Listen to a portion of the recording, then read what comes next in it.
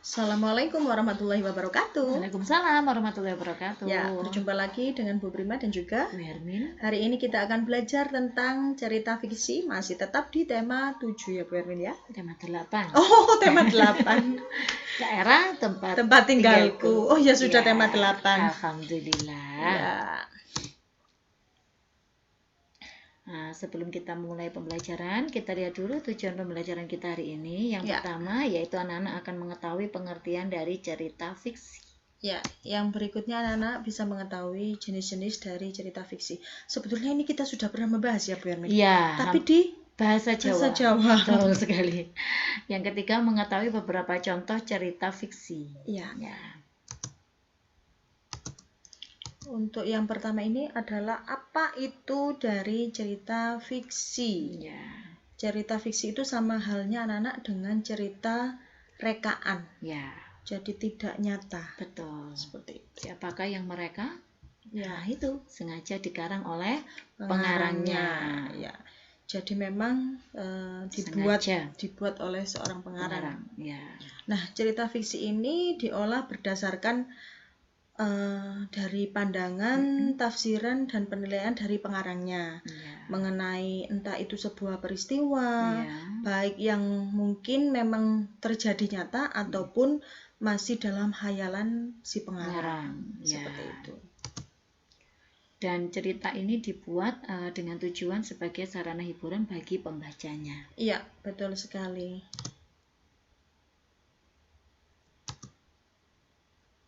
Nah, apa saja ciri-ciri dari cerita fiksi itu? Ya, yang pertama sesuai dengan yang disampaikan Bu Prima tadi bahwa cerita fiksi ini merupakan cerita rekaan atau imajinasi dari si pengarang. Ya, yang berikutnya sasarannya emosi pembaca. Jadi pengarangnya membuat pembaca itu hatinya tercampur aduk gitu ya Bu Hermin ya. Bisa merasakan sedih. Kalau pada saat membaca sedih ya otomatis pembaca juga akan merasakan terbawa kesedihannya. Ya, emosi kesedihannya. Begitu juga pada saat bahagia atau gembira. Ya, betul. Kemudian pada cerita fiksi ini tidak memiliki sistematika penulisan yang baku.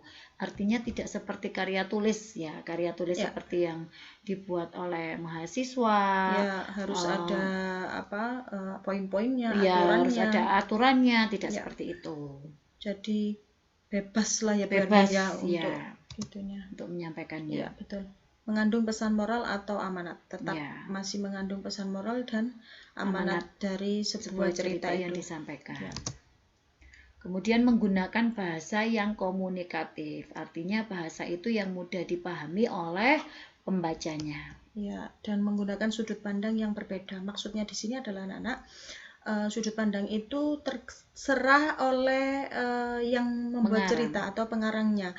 Jadi entah itu dibuat sudut pandang sebagai saya atau sebagai pengarangnya sendiri, kemudian atau sebagai dia atau sebagai kami dan lain sebagainya ya Bu Hermin ya. Ya, betul. Jadi tergantung dari si pengarang tersebut. Ya. Kemudian disajikan dalam alur cerita. Ya, jadi seperti cerita cerita rakyat seperti itu ya Bu Prima. Ada alur ceritanya yang sudah dipelajari anak-anak waktu bahasa Jawa dulu ya Bu Prima. Jadi bisa alurnya itu bisa maju, bisa mundur, bisa juga maju, mundur atau campuran itu tadi. Ya, untuk sudut pandang Bu Prima tambahkan itu ada sudut pandang orang pertama, kedua, dan ketiga itu ya Bu Hermin ya. Betul.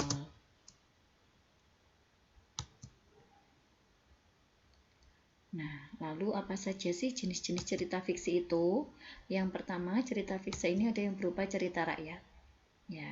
Kemudian ada cerpen dan juga novel ya Bu. Ya. Ada 3 itu. Ya, jadi ini kita bahas satu untuk persatu. Cerita rakyat. Rakyat. Jenisnya? Ya, jenis-jenis cerita rakyat ini yang pertama ada yang disebut cerita jenaka.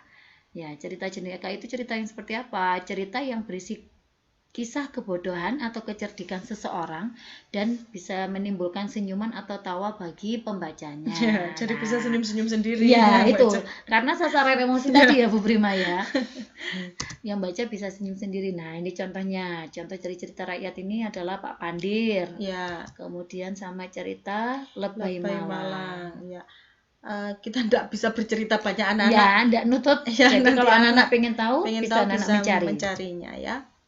Kemudian yang kedua adalah mite. Cerita ini yang berhubungan dengan kepercayaan suatu benda atau peristiwa gaib atau alam gaib, atau yang dipercaya mempunyai kekuatan gaib seperti dewa, peri, dan Tuhan. Ini sama seperti yang Ibu sampaikan, Bu Hermin dan Bu Prima sampaikan di bahasa Jawa ya, sama. Yang tadi juga begitu. Ya. Nah, ini contohnya adalah keong mas dan juga Jagataro. Ya. Jadi ini kan apa ya Bu Hermin? Ada kekuatan gaib ya. Yang di keong mas tadi ada kekuatan gaib ya Bu Prima. Ya. Kalau yang di Jagataro ini ada bisa seperti terbang, bidadari, ya. Selendangnya tertinggal dan lain sebagainya itu ya Bu Hermin ya. Ya, betul. Yang ketiga itu adalah fabel, yaitu cerita dengan tokoh-tokoh binatang yang diceritakan seperti hidup dan bermasyarakat seperti manusia. Ini yang sepertinya anak-anak sering membaca ya Bu Prima ya. Ya, contohnya ini adalah kancil dan buaya dan kepiting dan bangau yang licik. Ya. Yang berikutnya adalah legenda, cerita lama yang mengisahkan riwayat terjadinya suatu tempat atau kejadian alam dan asal-usul suatu benda atau daerah. Di sini ada contohnya adalah Sang Kuryang yang Tangkuban Perahu itu ya, ya. Kemudian ada Sura dan Buaya atau Surabaya. Ya, asal-usulnya kota Surabaya. Ya. Kemudian yang kelima itu yang disebut dengan sage, yaitu cerita lama yang mengandung unsur sejarah.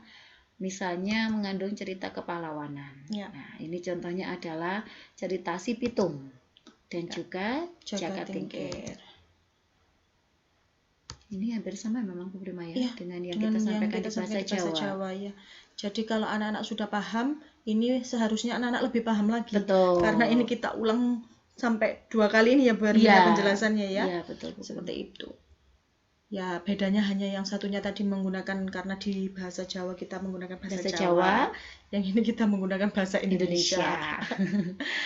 Ya, yang berikutnya apa itu cerpen? Cerpen ini adalah cerita fiksi yang memaparkan kisah tentang kehidupan manusia melalui tulisan pendek. Namanya cerpen. Cerpen itu adalah singkatan dari cerita pendek. Ada mungkin nanti kalau anak-anak sudah mulai besar, kemudian pendidikannya sudah mulai tinggi lagi di SMP atau SMA, nanti ada cerbuk dan lain sebagainya. Iya, betul. Nah, cerpen sendiri ini dapat ditemukan pada majalah dan juga koran. Iya. Nah, yang berikutnya ini adalah novel. Ya. Ya. Apa itu novel? Novel merupakan cerita fiksi yang panjang dan mengandung rangkaian cerita kehidupan seseorang dengan orang sekelilingnya dan menonjolkan watak setiap tokoh. Jadi kalau cerpen tadi ceritanya pendek, kalau novel ini ceritanya panjang anak-anak. Ibaratnya cerita itu diceritakan dalam waktu yang lama. Hari ini, besok, lusa, berapa bulan kemudian, seperti itu. Berapa tahun. Iya, dan ditonjolkan watak setiap tokoh. Artinya sifat wataknya. Ya, ada sifat, misalnya ada sifat yang jahat gitu. Itu selalu ditampilkan terus. Kejahatannya itu ditampilkan terus. Dan dibahas sampai pada selesai titik dari kejahatannya. Iya. Biasanya seperti itu. Nah, itu. Kalau yang baik ya gitu, yang ditonjolkan yang baiknya saja. Seperti itu. Itu mengenai novel. Nah, ini adalah salah satu contohnya karangan Andrea Hirata, yaitu Laskar Pelangi. Ya, kalau anak-anak pengen bisa membaca, beli bukunya, atau anak-anak bisa melihat itu ya Bu Hermin ya, filmnya seperti itu. Itu kan karena filmnya diangkat dari sebuah novel ya Bu. Betul, ya. Ya, contoh yang kedua ini adalah Negeri 5 Menara, karangan dari A. Fuadi. Ini juga sama novel yang juga diangkat menjadi sebuah film. Iya, tetapi sebetulnya tidak hanya ini aja ya Bu Hermin. Banyak sekali. Ini kita hanya memberikan contoh beberapa saja. Oh, sudah selesai. Sudah selesai. Jadi itu tadi macam-macam dari cerita fiksi, ya, ada terbagi menjadi 3 ya secara garis besar. Ada cerita rakyat, kemudian ada cerita pendek dan juga novel. Iya.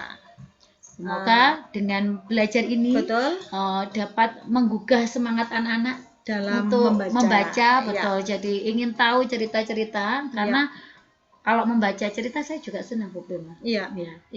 Karena buku adalah jendela dunia. Jadi dengan membaca kita bisa melihat dunia seisinya. Seperti itu anak-anak. Ayo semangat kita kuatkan kembali literasi kita ya Bu Prima ya. Meskipun belajar dari rumah. Ya, betul.